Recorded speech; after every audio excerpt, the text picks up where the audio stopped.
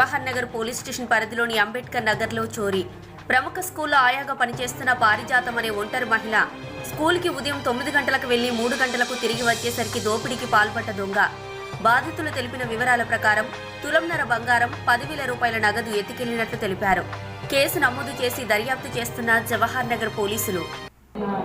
అంబేద్కర్ నగర్, నా పేరు పారిజాత, తులం చైను, అర్ధ తుల వంకు, 10,000.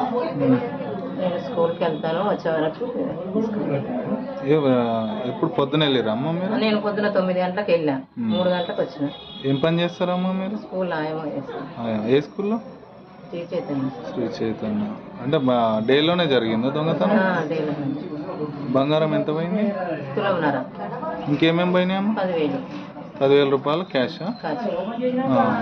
పోలీసు వాళ్ళకు వచ్చిరా? చూసిరా? మీకు ఈ వార్త నచ్చినట్లయితే ప్లీజ్ లైక్ చేయండి, షేర్ చేయండి, సబ్స్క్రైబ్ చేయండి, గంట కొట్టడం మాత్రం మర్చిపోకండి.